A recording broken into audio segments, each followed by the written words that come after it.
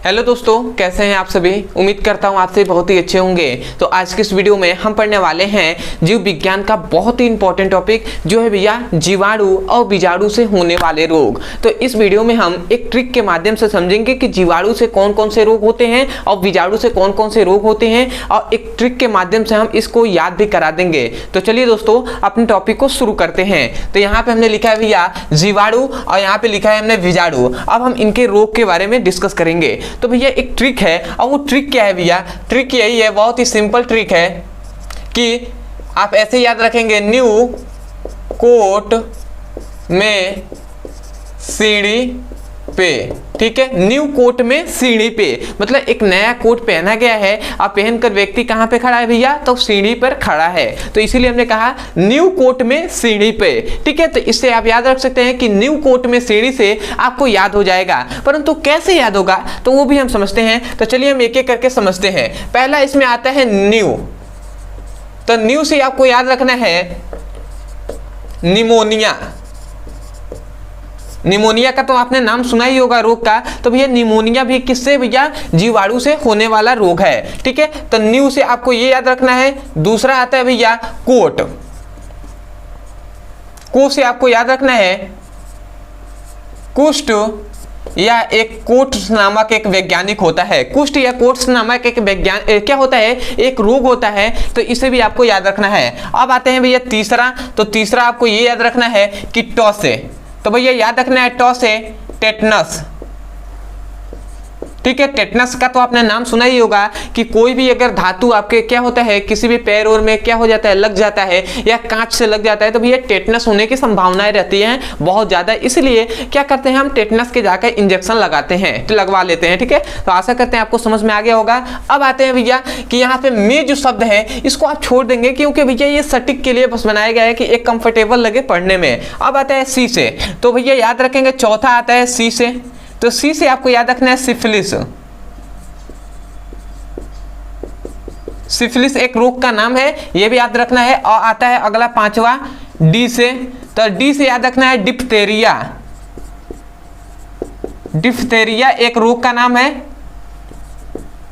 ये भी डिप्थेरिया एक रोग का नाम है, बहुत ही खतरनाक रोग है। तो इसको भी आप याद रखेंगे। अब आता है भैया पे से।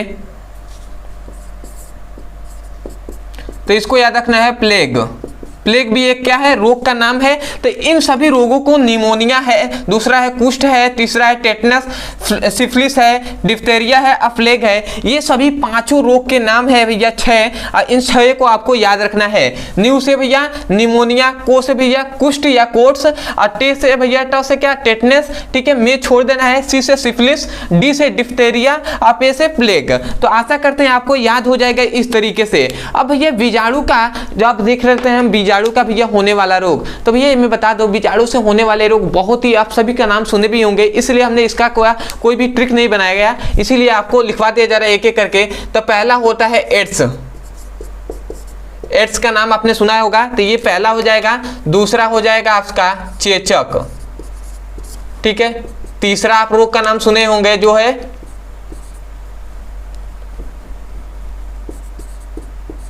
खासरा। चौथा आप रोग का नाम सुने होंगे जो है गलसुआ।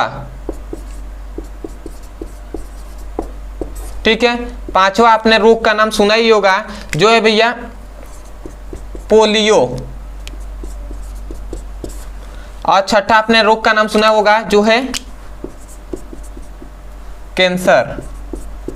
ठीक है, और सातवां आपने एक और नाम सुना होगा जिसे हम रेबीज रोग के नाम से जानते हैं,